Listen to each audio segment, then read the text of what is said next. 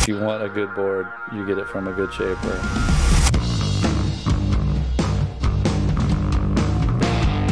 For me, what I want to do in kiting is I just want to ride a wave like I do surfing.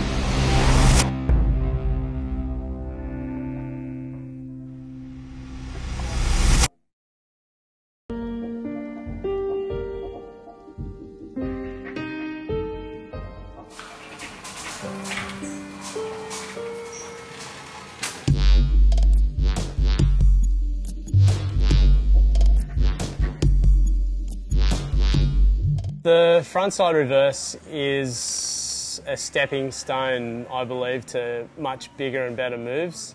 Learning how to do these properly first really helps you, feel what it's like to go backwards on the wave, and, how your board will spin opposed to your body position and certain things like that. So although it's not, the hardest or most technical move in the entire world, it's still really fun and can lead, to better moves down the track. You can do these hooked in. However, I really like to do them unhooked. That way you can pass the bar, and you can even do like some type of olay around the back of your head as well. So there's a few options. I'm going to show you both. Like I say with most things, start out on the small ones first and work your way up. You really want a nice open face with a pretty crumbly lip. When you're first starting especially, you don't want the wave to be too vertical and too steep, or what's going to happen when you initiate your spin is your tail is going to basically tail dive into the water and send you over the hangers. At this point I've already unhooked. I've positioned my kite a little bit higher than 45 degrees and in the same direction that I'm going. But ultimately what I'm trying to achieve is that I have no pull from the kite during my turn. So what I'm going to do is I'm kind of going to swing under my kite a little bit, and it's going to go to a neutral position, and that's where I'm going to try and complete my turn. What you don't want to do is turn your kite too fast down the line. During this turn, when you're spinning around backwards, what will happen is your kite could potentially power up and loop, or do a kite loop throughout the turn, and then that's going to rip you straight off your board. Once I've got my kite in the perfect position, just going to do a standard bottom turn. There's no big exaggeration with the bottom turn at all.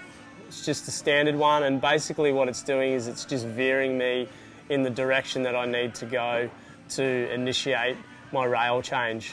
You'll notice right here, I'm holding my bar with my leading hand. Then as I come up to the top of the wave, what I'm actually going to do is swap hands on my bar, because I'm going to throw my body weight in the opposite direction. So if I hold on with that hand, it's physically just not going to work. Okay, so to initiate the turn off the top, you're going to push really hard off your back foot, but also apply some front foot pressure.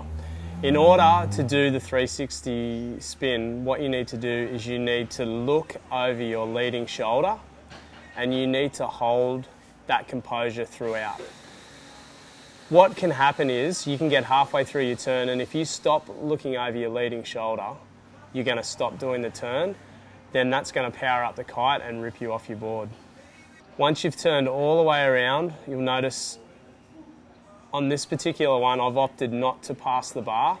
What I'm actually going to do is an olay, and what that means is I'm just going to keep the bar in the same hand and then just loop it over the top of my head.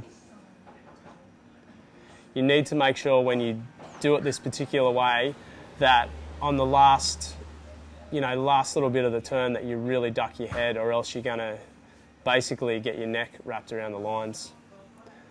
The reason why I do it that way sometimes is because I just like to mix it up, and it's just, fun to have a bit of variation in particular moves. I'm going to show you the same move, but with a handle pass rather than an olay. So all the same techniques apply throughout. but instead of olaying it over my head, I'm actually going to reach around with my other hand, grab the bar, and then keep sliding the board around and straighten up. As soon as you can, you want to grab the bar with both hands and either hook back into your harness or reposition the kite or make subtle adjustments for you to do your next turn. Okay, let's have a look at one where it all goes wrong. At this point, everything's looking really good. I've had a nice bottom turn. I've initiated the turn off the top well, and I've gone to make the handle pass. Okay, what I've done here is I've actually not positioned my kite properly, and it's started to loop or gain more speed than what I had on the wave before I actually completed the manoeuvre. So it's basically ripped me straight off my board. It's, you know, I can't stress this enough. It's so important to have your kite positioning right, or else you're just not going to be able to complete the move successfully. There's definitely a couple of really key points here. First one is kite position. You absolutely need to make sure that your kite is positioned perfectly, or else during the turn it's going to rip you off your board. Also, you know, just to add on the kite positioning, as long as you're travelling at the same speed as what your kite is, you're going to be good most of the time. You're going to have a little bit of room for error, but it's once you change your speed of your kite opposed to how fast you're going, that's where the problems are going to lie. The other thing is too, you don't need to go all crazy with your bottom turn to set this, you know, this particular turn up. You just need to use your bottom turn to steer you up the face of the wave and put yourself in the position that you want. And the last thing is, you don't need the most steepest vertical wave in the world. Just find a nice open face or a nice crumbly lip and start off small.